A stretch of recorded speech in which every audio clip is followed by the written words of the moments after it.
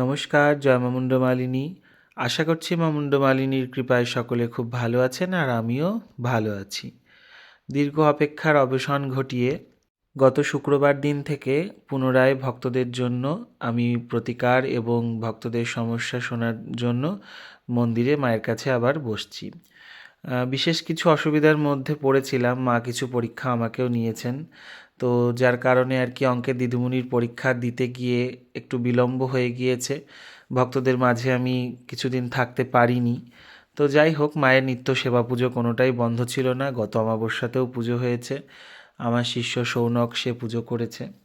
তো মায়ের কাজ মা করেছেন, আমার কাজ আমাকে দিয়ে করিয়ে নিয়েছেন, এটাই আর কি ব্যাপার। আমি না থাকলেও মায়ের সেবা পুজো সবসময়ের জন্য চলে এবং চলবেও। তো যাই হোক, বেশ কিছুদিন পর আবারও আপনাদের সামনে একটি বড় ভিডিও নিয়ে আসলাম। আজ শনিবারের সকাল, তো যেহেতু আজকে প্রথম আমি মন্দিরে বসবো, আশা করি ভক্তদের ভিড় ভালোই হবে, সেই কারণে বেশ সকাল করেই মন্দিরে চলে এসেছি। শরীরটা কয়েকদিন থেকে ভালো যাচ্ছে না, এই ঠান্ডা গরম করে করে একটু ঠান্ডা লেগে গিয়েছে আমার।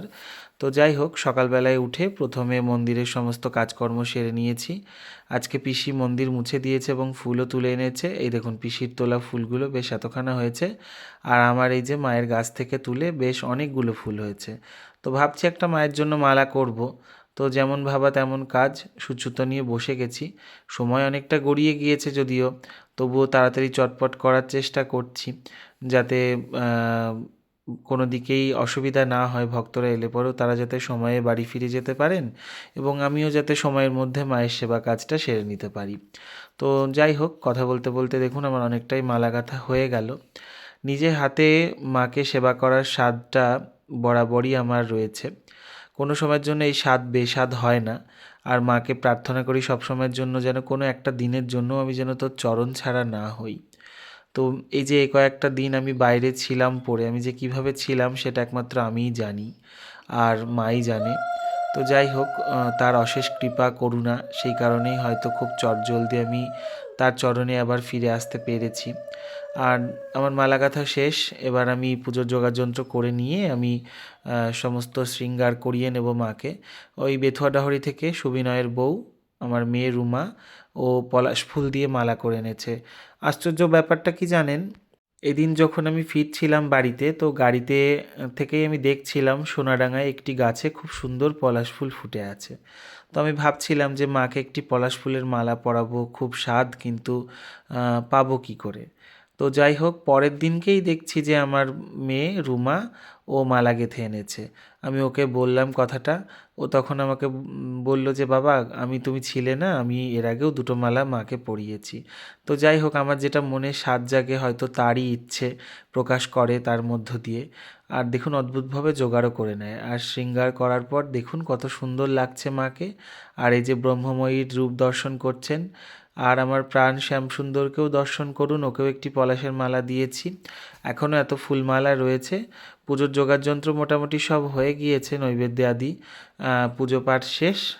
এবার একবারেই আজকে ভোগ নিবেদন করলাম, কারণ একটু বেলা হয়ে গেছে আর প্রচুর ভক্তের ভিড় হয়েছে আজকে যেহেতু, সে কারণে একবারে সেরে নিয়ে সকলের মাঝে প্রসাদ বিতরণ করে তারপরে আমি আবার ভক্তদের প্রতিকার দেব। সকাল থেকে অনেক ভক্ত নাম লিখিয়ে গিয়েছেন, আবার অনেক ভক্ত বসেও আছেন, আবার পরে পরেও সবাই আসবে।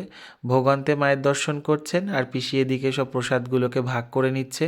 কিছুটা প্রসাদ আলাদা সরিয়ে রাখতে হয়, কেননা পরে আবার কেউ এলে তার হাতেও তো একটু দিতে হয়। আর এদিকে এক এক করে রুমা সকলকে প্রসাদ বিতরণ করে দিচ্ছে। তো যেটুকুনি যা আমার মায়ের সীমিত ভাণ্ডারে হয় তাই সকলকে দেওয়া হয়।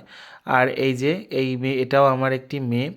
এই মেয়ের মানসিক ছিল মায়ের কাছে, তো ও কাঁসার থালা বাটি গ্লাস বস্ত্র ফলমূল সামান্য কিছু দক্ষিণা দিয়েছে। ও বাইরে চলে যাবে, তো সেই কারণে আর কি ও আমাকে বলে গেল যে বাবা আমি থাকবো না, তুমি মাকে মাছ দিও এই থালায়। তো আমাদের মায়ের যেহেতু আমিষ অন্ন নিবেদন করা হয়, সে কারণে অবশ্যই একদিন আমি ওর এই থালায় আমিষ ভোগ মাকে নিবেদন করব এবং ওকে ভিডিওর মাধ্যমেই পৌঁছে দেব। এখন মন্দির গোছগাছ অগোছালো করে রেখে আমি ঘরে চলে গেছিলাম, আর এখন সন্ধেবেলা যেহেতু প্রচুর ভক্তের ভিড় হয়েছে, শরীরটা বিশেষ ভালো নেই, সে কারণে একটু ঢিলেমো করেই কাজ করছি। তো এদিকে মায়ের এবার সব ফুলগুলোকে সরিয়ে নিচ্ছি। যখন সাজাই সাজাতে তো বেশ ভালো লাগে, কিন্তু এই পরিষ্কার করা কাজটা হচ্ছে গিয়ে খুব বিরক্তিকর কাজের মধ্যে একটা পড়ে। আর এই পলাশ ফুলের মালাটা যে পরিয়েছিলাম, তো যাই হোক পরানোর সময়ও বেশ কিছু ফুলের পাপড়ি খুলে পড়েছে, আবার খোলার সময়ও বেশ কয়েকটা পাপড়ি এদিক ওদিক হয়ে গেল। সেগুলোকে খুঁজে বার করা, সেটাকে আবার তুলে রাখা, এগুলো খুব কী বলবো, একটুখানি বুঝে শুনেই করতে হয়, কেননা মায়ের অলংকার আদি খুলে যেতে পারে। সেগুলো সব দেখে বুঝে না করলে হয় না। তবে পলাশ ফুলের মালাটা এখনও মনে হচ্ছিল রেখে দিলে হয়, ভালোই আছে, তবুও রাখলাম না, কেননা কোনো মালাই তো মায়ের গলায় রেখে দিই না বাসি করে। সে কারণে সবটাই পরিষ্কার করে নিলাম।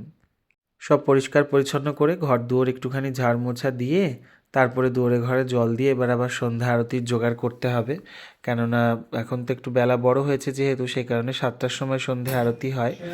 আর এখন এবার মাকে আমি সন্ধ্যা প্রদীপ প্রজ্বলন করে নিবেদন করব, এবং সেটা সারা বাড়িতে আমি প্রত্যেক দিনই আমিই দেখাই। এই সন্ধ্যার সময় মুহূর্তটা বেশ আমার কাছে ভালো লাগে। ওদিকে শ্যামাসঙ্গীত চালিয়ে দিয়ে মায়ের নাম গান করতে করতে সন্ধ্যা দেওয়ার মুহূর্তটাই আলাদা। সকলে ভালো থাকুন, দেখা হবে অন্য ভিডিও। আর আমার ভিডিও যদি আপনাদের ভালো লেগে থাকে প্রত্যেকে লাইক কমেন্ট শেয়ার অবশ্যই করবেন, আর পেজটি ফলো করতে ভুলবেন না। মা মঙ্গলময়ী মুন্ডমালিনী সকলের মঙ্গল করুক। জয় মা।